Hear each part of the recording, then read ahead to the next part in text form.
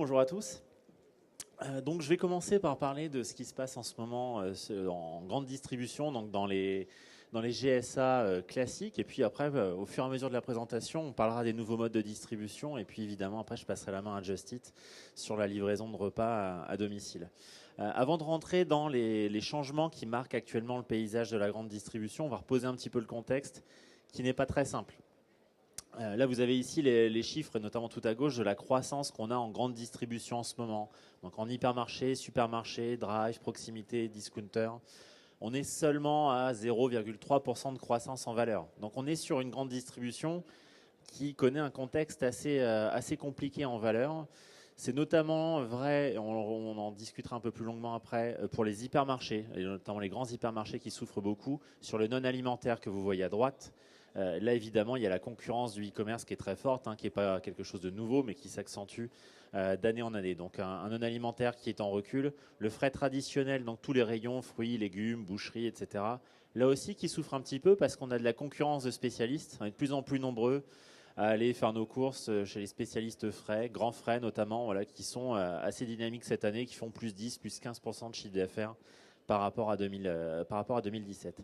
Et puis ce que vous voyez, le PGCFLS, donc c'est tout le reste de l'alimentaire, tout l'alimentaire hors produits frais traditionnels, qui est à plus 1,5% en valeur. Et ce qui va expliquer pourquoi on est sur une croissance en valeur assez faible, c'est que les prix baissent. Ça continue, c'est quelque chose qu'on observe maintenant depuis 7-8 ans qui perdure. On est toujours sur une baisse maintenant un petit peu plus légère, seulement de moins 0,2% par rapport à l'année dernière. Ça, c'est tout produit confondu. Mais quand vous êtes sur les grandes marques en particulier et sur certains rayons, notamment le DPH, donc la droguerie, l'hygiène, l'entretien, etc., quand vous êtes une grande marque, vous pouvez avoir vos prix qui baissent de 2,5-3%.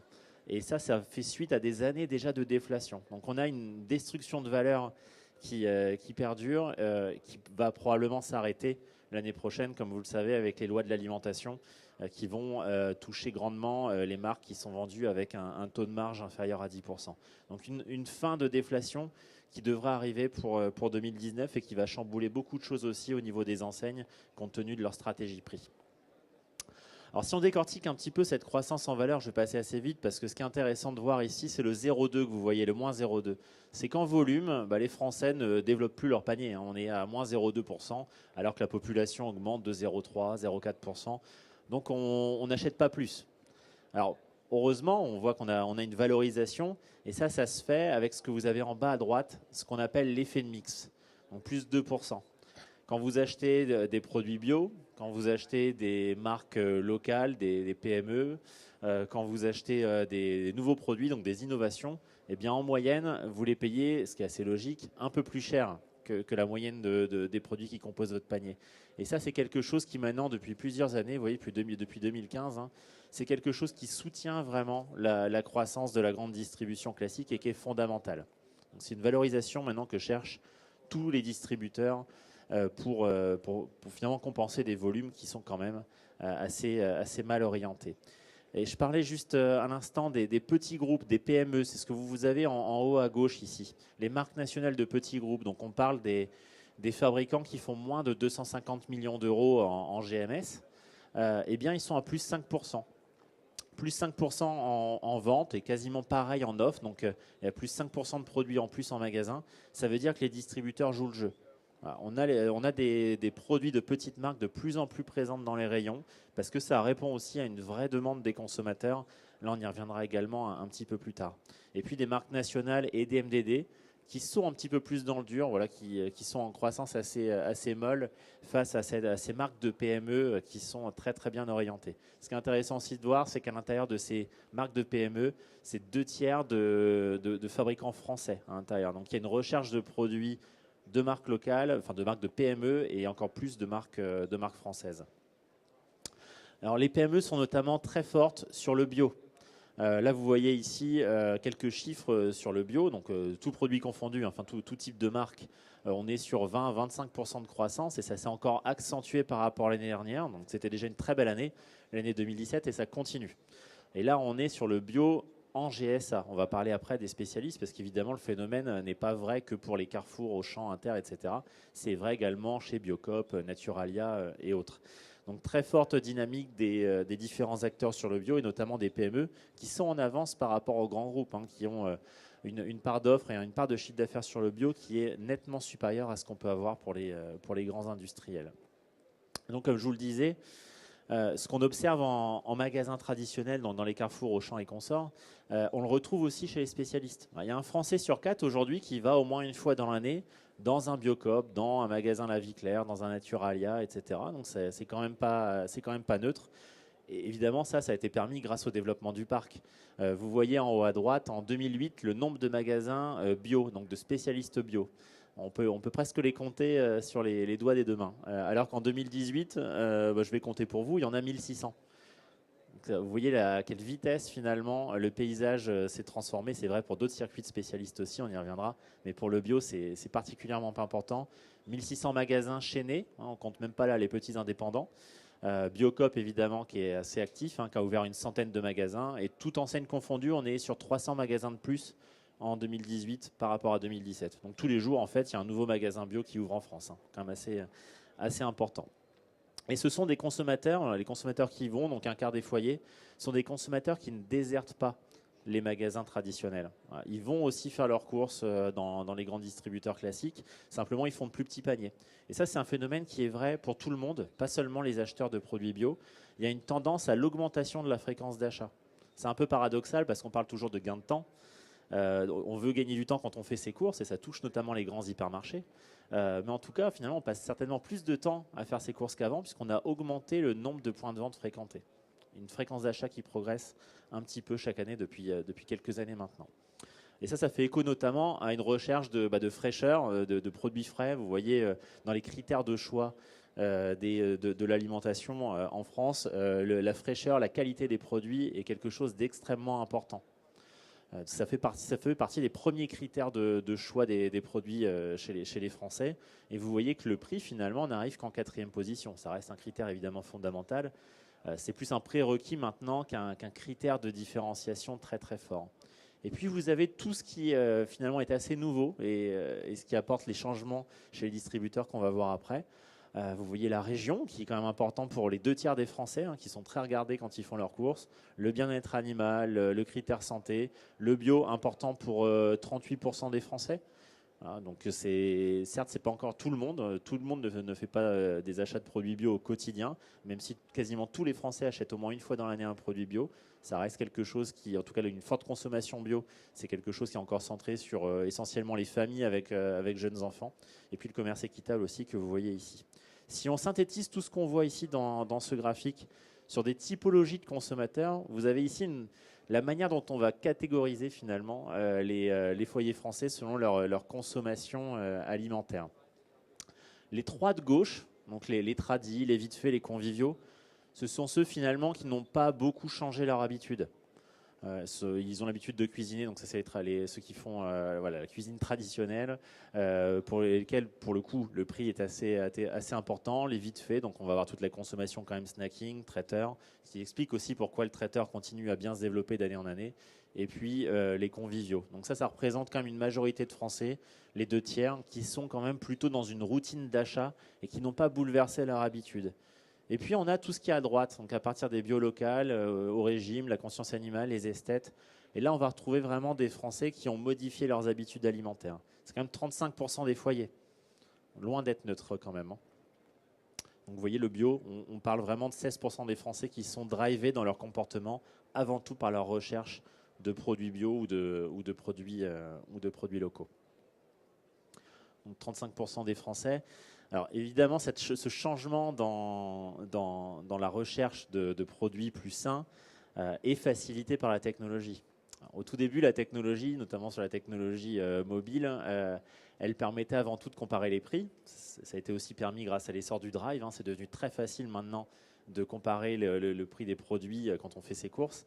Mais vraiment, là où ça s'est démocratisé le plus, c'est pour regarder la composition des produits. Donc vous connaissez, j'imagine, pour beaucoup Yuka, c'est un exemple d'application, avec un peu plus de 10% des foyers français qui le possèdent. Là, c'est une étude qu'on a fait sur 9000 foyers au mois de juin-juillet dernier.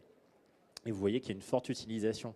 65% qui l'utilisent même en dehors des magasins. Donc il y a une consultation en amont aussi de l'achat. Ce n'est pas uniquement une application qu'on va utiliser quand on fait ses courses, même si on estime à peu près 10-12% des foyers qui ont Yuka qui vont systématiquement utiliser Yuka quand ils vont en magasin. Ça devient un automatisme pour eux. D'ailleurs, vous le voyez quand vous faites vos courses, hein, plus en plus de gens qui sont sur leur téléphone portable en train de scanner quand on peut avoir du réseau, ce qui n'est malheureusement pas toujours le cas encore dans les hypermarchés français. Alors ce changement un petit peu de besoin des Français, là on va rentrer un peu plus sur les mutations dans la distribution, c'est retrouvé dans la stratégie des enseignes. Là c'est une petite panoplie de publicité des différentes enseignes qui tournent désormais toutes autour du mieux manger. Il y a encore un an et demi, tout le monde communiquait sur le prix, à l'exception d'une ou deux enseignes qui avaient déjà pris un petit peu ce virage. Mais de manière générale, c'était le prix qui était au centre des communications des enseignes. Maintenant, vous voyez, c'est le mieux manger. Le dernier en date, c'est Carrefour avec la campagne Act for Food. C'est quelque chose qui est devenu indispensable aux enseignes d'hyper et de supermarchés, notamment pour faire face aux spécialistes frais, aux spécialistes bio, qui évidemment sont beaucoup plus en avance sur ce créneau-là. Et c'est une réponse aux besoins des Français. Si on regarde maintenant du coup les hypermarchés qu'on vient de mentionner face aux autres circuits, vous avez ici le pourcentage de foyers français qui fréquentent ces différents circuits.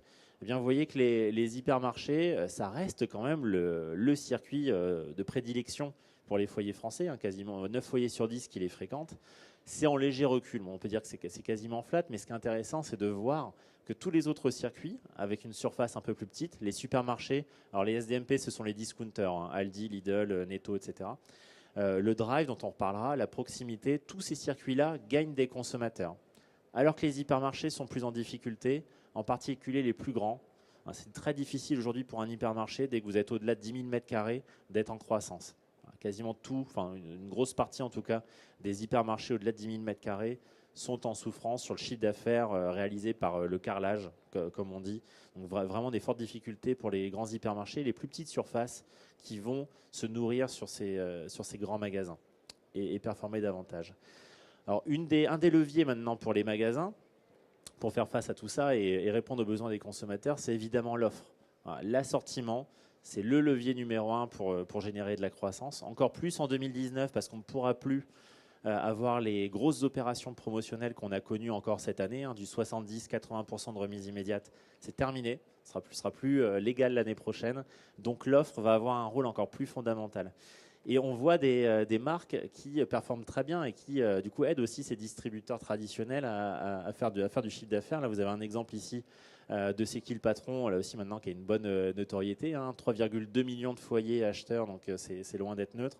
44 millions d'euros. Si on veut faire une comparaison avec un exemple qui a été cité avant sur les préservatifs, c'est le chiffre d'affaires de Durex. Aucun rapport entre C'est qui le patron et Durex, hein, je vous rassure, mais ça vous montre un peu en peu de temps finalement la forte croissance qu'on a pu connaître sur cette marque qui répond à une vraie demande des consommateurs. L'autre levier aussi pour les magasins, c'est de se renouveler, c'est de changer les concepts. Beaucoup de choses. Alors, en haut à gauche, vous avez une photo de fruits et légumes. C'est la première chose qu'on va modifier quand on fait un remodeling de magasin.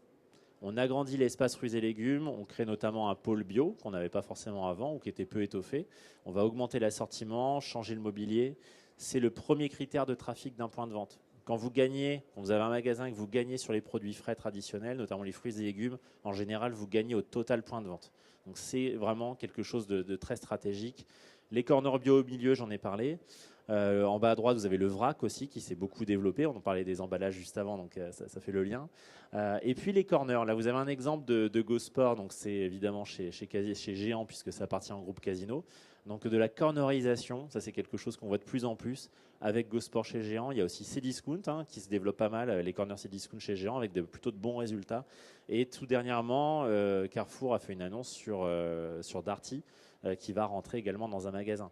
Les grands magasins étant en difficulté, il faut retrouver de l'attractivité, le non-alimentaire en perte de vitesse depuis des années, donc on se retrouve avec des mètres carrés un peu inutiles. Donc le fait d'avoir des corners de spécialistes, ça permet d'occuper des mètres carrés, de retrouver du trafic et de lutter aussi, encore une fois, contre la concurrence des spécialistes. Donc c'est évidemment quelque chose de très important pour eux.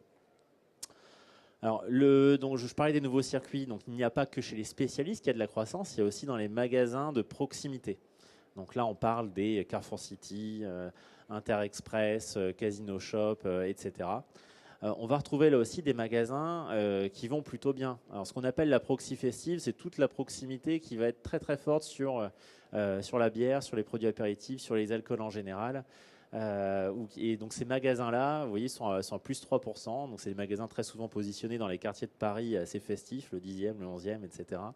Vous avez la proxy snacking, plus 5%. Donc tous les points de vente à proximité des zones de bureaux ou de flux qui vont maintenant créer un espace restauration. Donc on voit un petit peu moins de frontières entre la proximité et les circuits de restauration. Finalement, c'est quelque chose de beaucoup plus poreux qu'avant.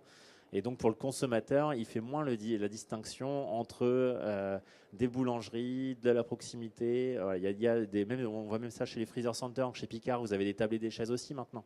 Donc, tout le monde propose une offre de restauration sur place, là encore une fois, pour drainer du trafic. En proximité, il y a la moitié des paniers qui ont moins de 5 articles. Donc, c'est vraiment important de pouvoir capter les achats qu'on peut faire entre midi et 2. Autre chose aussi, donc sur les circuits là pour le coup périphériques à la grande distribution traditionnelle, les circuits qui vont bien, les déstockeurs, on en a beaucoup parlé dans les médias notamment récemment. Derrière, je veux bien sûr parler d'Action. Action, 400 magasins en France. On se serait vu l'année dernière, il y en avait 300 à la même époque. Donc là aussi, un fort rythme d'ouverture et de très très bonnes performances. C'est vraiment une enseigne qui se développe beaucoup en ce moment dans le sud de la France notamment, après avoir été plutôt dans le nord. Les Freezer Center, j'en ai parlé également. Et puis évidemment, là aussi on en parle beaucoup, les pure players. Donc sur l'alimentaire, le développement en particulier d'Amazon qui fait à peu près aujourd'hui 300 millions d'euros annuels de chiffre d'affaires sur les produits de grande consommation et frais d'hydroservice, avec un chiffre d'affaires qui se fait majoritairement sur l'hygiène beauté et sur l'entretien. Chose qu'on voit aussi maintenant à l'étranger, qu'on ne connaît pas encore en France, mais qui sait, ça pourra arriver, c'est le fait que les pure players du e-commerce commencent à arriver sur du magasin physique. Alors on pense qu'Amazon est le premier, mais en fait c'est pas du tout vrai, hein. C'est en Chine qu'on a eu d'abord ça. En Chine, il y a énormément de points de vente qui sont complètement déshumanisés, hein, où il n'y a plus de caissiers ou de caissières. Amazon Go aux États-Unis, c'est seulement 5 magasins finalement. Bon, le dernier, par contre, est très beau, très grand, 2300 mètres carrés. Donc, c'est assez bizarre d'être dans un magasin où il y a très très peu de personnel sur 2000 mètres. Mais là, évidemment, c'est quelque chose qui se développe beaucoup, le fait de ne plus avoir de personnel pour ouvrir aussi sur des plages horaires très élargies. Le rachat aussi de Whole Foods par Amazon, donc, qui était une petite enseigne à l'échelle américaine, hein, 1,5% de part de marché, 400 magasins quand même, et des magasins qui vont beaucoup mieux depuis qu'ils ont été rachetés par Amazon, qui a fait beaucoup baisser les prix. Donc beaucoup de velléités des pure players. On aurait pu me parler aussi de JD.com en Chine. L'autre, ce que vous voyez aussi sur Amazon en bas au milieu avec les étoiles, c'est un magasin qui a ouvert à New York et qui contient tous les produits les mieux notés par les consommateurs Amazon. Donc là, c'est quelque chose qui a été lancé assez récemment. Si on revient maintenant sur le sol français, avec notre spécificité qui est le drive, parce que je parlais juste avant des États-Unis. Les États-Unis, c'est 5% à peu près, le chiffre d'affaires, la part de marché du e-commerce sur l'alimentaire. En France, on est quasiment à 6 maintenant. Donc on n'est pas du tout en retard. Simplement, on a un e-commerce très atypique qui n'est pas tourné sur la livraison à domicile, mais sur le drive. Le drive, ça fait des années maintenant qu'on en parle. Ça fait plus de 10 ans que ça existe. Hein. Mais pour autant, la croissance continue. Et ce n'est pas une croissance qui est mécanique, drainée par l'effet parc, par des ouvertures, même si ça continue.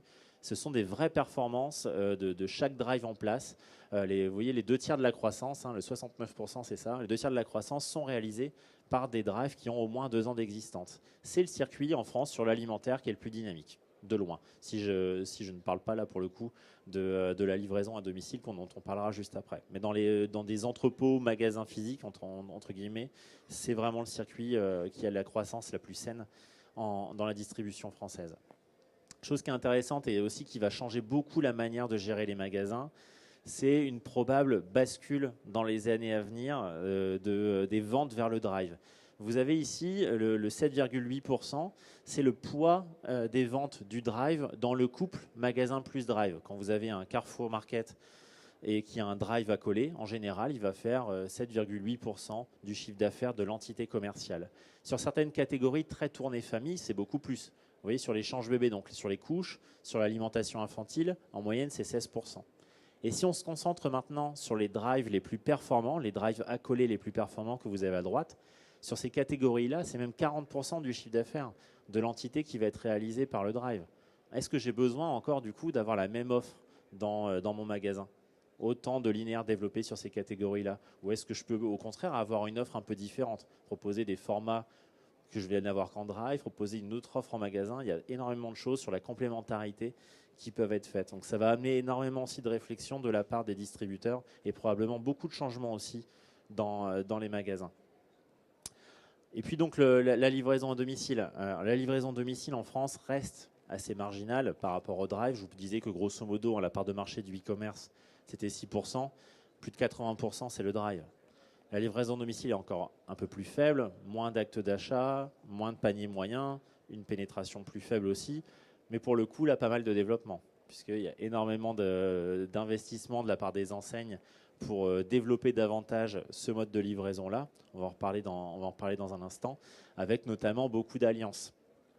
Si je parle de Monoprix, d'Ocado, donc ça va être quelque chose qui va arriver en 2019. Donc la livraison de Monoprix par Ocado.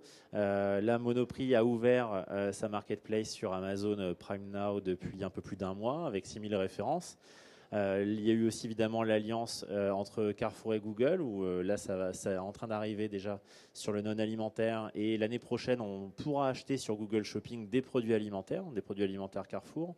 Donc tous les distributeurs traditionnels finalement s'allient avec un pure player pour pouvoir proposer leur assortiment sur leur marketplace. Donc cette omnicanalité est vraiment un enjeu fondamental pour les différents acteurs hypermarchés et supermarchés.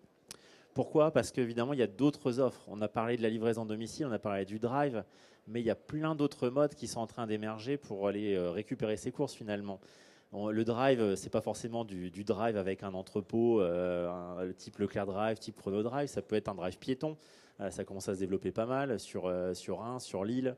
Ils devront en compter une trentaine d'ici la fin de l'année. Donc c'est quelque chose qui est loin d'être neutre. Les casiers réfrigérés aussi, beaucoup d'initiatives, notamment dans les entreprises. Et puis ensuite la livraison de repas qu'on va bien développer dans la seconde intervention, qui également vient concurrencer tous ces acteurs traditionnels.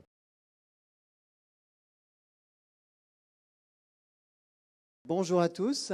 Donc on va poursuivre sur les nouveaux circuits de distribution avec notamment un focus particulier sur la livraison de repas à domicile. Donc moi je suis Gilles Raison, je suis le directeur général de Just Eat pour la France. En deux mots, Just Eat, c'est une société anglaise cotée à la Bourse de Londres qui est le leader européen de la livraison de repas à domicile, qui est également présent au Canada, où on est leader également avec la marque Skip the Dishes, au Brésil avec la marque iFood et en Australie avec la marque Menulog. La marque Just Eat, elle, est appliquée dans toute l'Europe, avec notamment la France, qui a changé de nom puisqu'on s'appelait jusqu'à début 2018 Allo Resto. Et Allo Resto a été en fait le pionnier mondial de la livraison de repas sur Internet, puisque créé en 98, ça a été la première initiative au monde en fait. Moi, j'ai eu la chance de remplacer le fondateur d'Allo Resto il y a 3 ans et demi, après le rachat par Just Eat. Le Just Eat, c'est un parcours de croissance qui est assez spectaculaire. C'est 546 millions de livres sterling de chiffre d'affaires l'an dernier.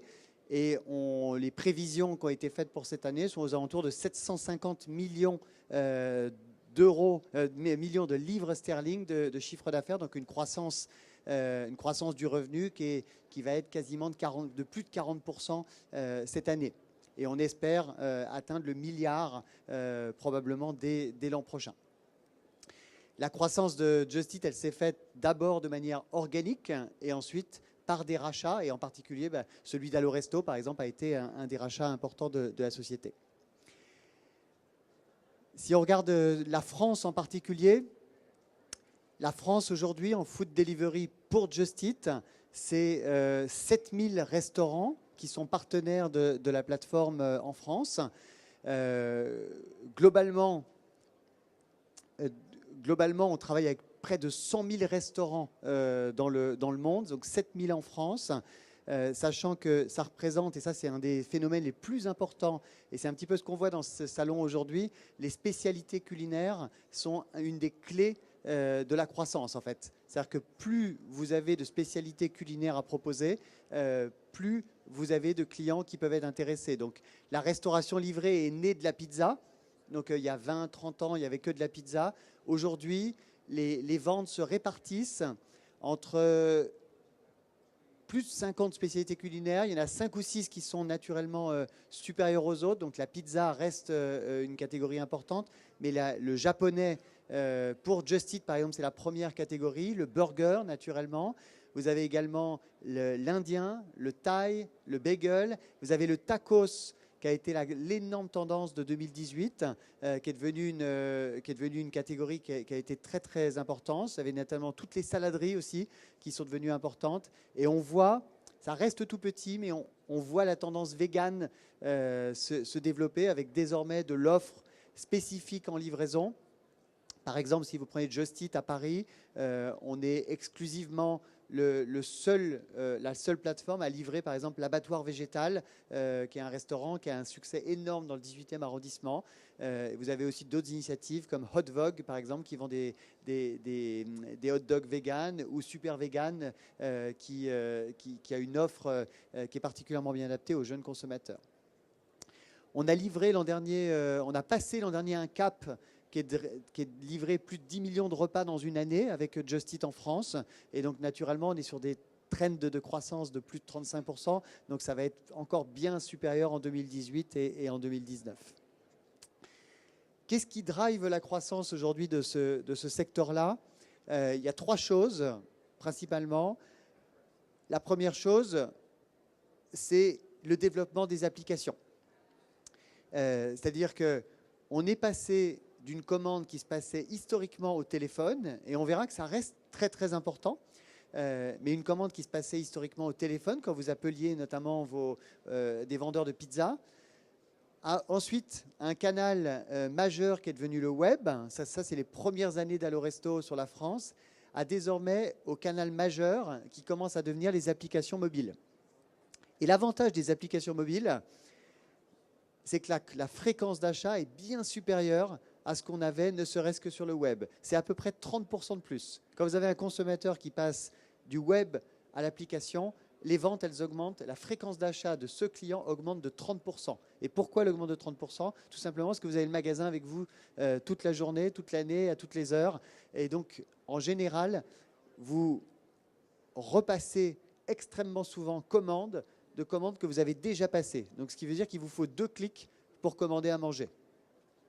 Un sur recommander et un pour payer. Il y a une bagarre clairement sur le download des applications. Donc là, je vous ai mis les chiffres de croissance depuis le début de l'année entre Just Eat, Uber Eats et Deliveroo. Donc on se bat tous pour être l'application la plus téléchargée de la food tech. Aujourd'hui, nous, Just Eat, on a été téléchargé par plus de 3 millions de personnes en France. Et ça, c'est un combat qui est quotidien.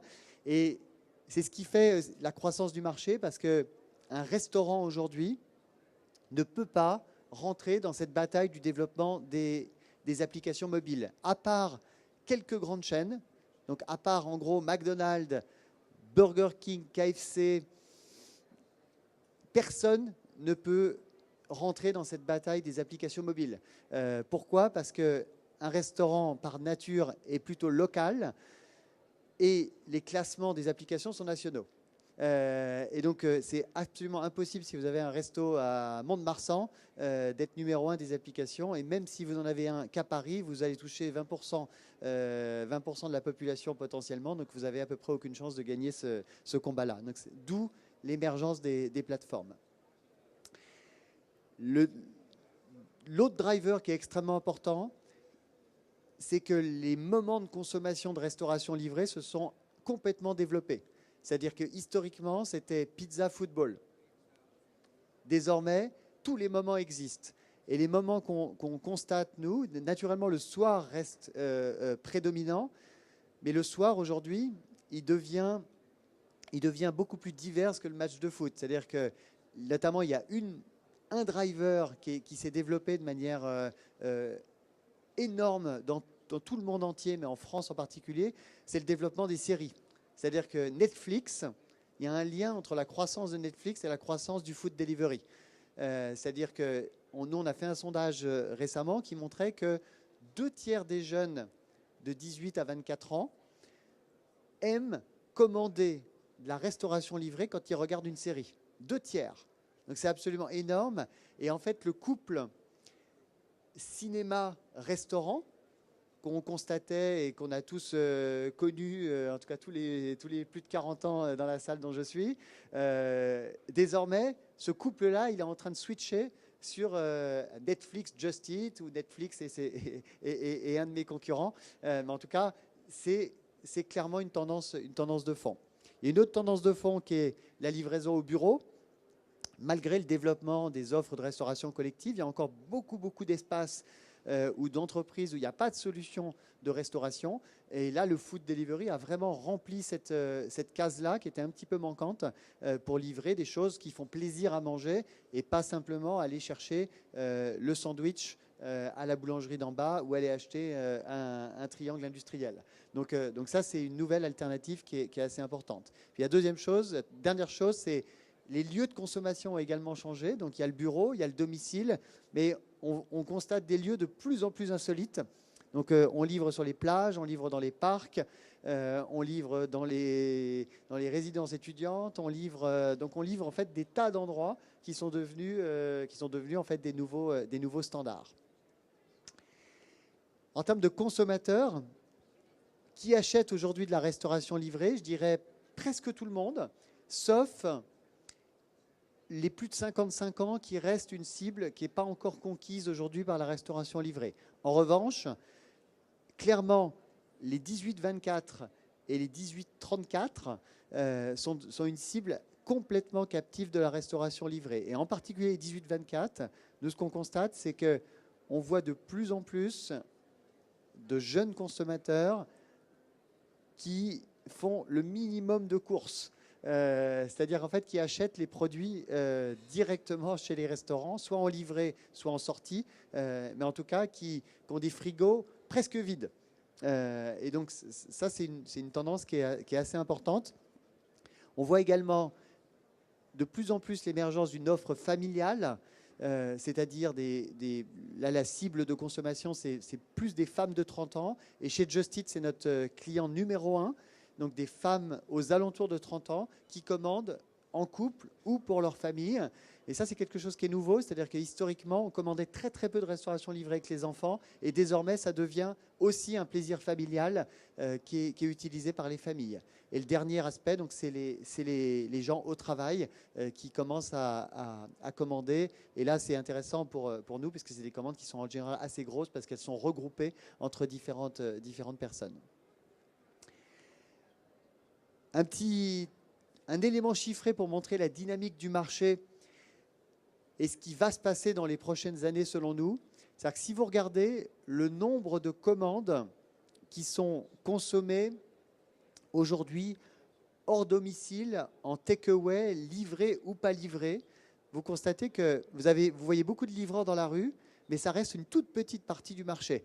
C'est-à-dire que pour un consommateur qui achète en moyenne 29 commandes sur les 365 jours de l'année, ça c'est la moyenne nationale, vous en avez en fait 4 qui sont passés en online delivery. C'est-à-dire qu'ils sont passés majoritairement sur les plateformes Just Eat, Uber Eats, Deliveroo, ou alors directement chez des opérateurs en particulier de pizza, Domino's Pizza par exemple.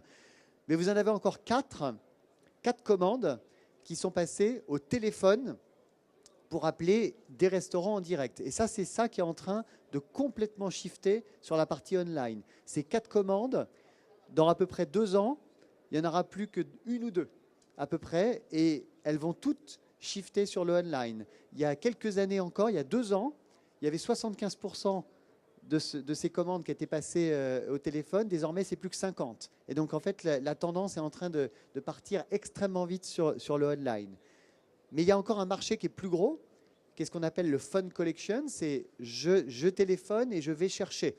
Donc ça, c'est encore plus gros aujourd'hui que la livraison. Et vous avez également quelque chose qui est extrêmement important, qui est je vais chercher moi-même un takeaway dans un restaurant. Donc, alors, quand on dit dans un restaurant, ce n'est pas toujours un restaurant, c'est je vais chercher chez Picard, je vais chercher à la boulangerie, je vais chercher dans un Franprix. Et toutes les enseignes ont fait des très beaux progrès justement pour faire une offre de snacking à emporter qui est extrêmement rapide. Mais ce qu'on constate, c'est que le online delivery a une croissance qui est beaucoup plus importante que tous ces secteurs-là. Et il y a un shift qui s'effectue, qui est massif et qui va continuer dans les prochaines années. En particulier, pour une raison très très simple, c'est que l'offre de delivery se développe. Et on est clairement dans un marché où l'offre crée la demande. C'est-à-dire qu'à chaque fois que dans une ville, vous avez une extension de l'offre, vous avez la demande qui explose. Et nous, on le constate, puisque avec Just Eat, on est présent dans 2000 villes en France. Et on continue d'ouvrir quasiment toutes les semaines, on continue d'ouvrir des nouvelles villes, c'est-à-dire d'aller convaincre des restaurants soit de se mettre à la livraison, soit des restaurants dont on va les aider à lancer leur service de livraison avec un partenaire. Et systématiquement, c'est des croissances de plus de 100, 200, 300, 500% parfois. Dès qu'il y a de la demande, dès qu'il y a de l'offre, la demande se crée immédiatement. Donc voilà un petit panorama du secteur livraison en France.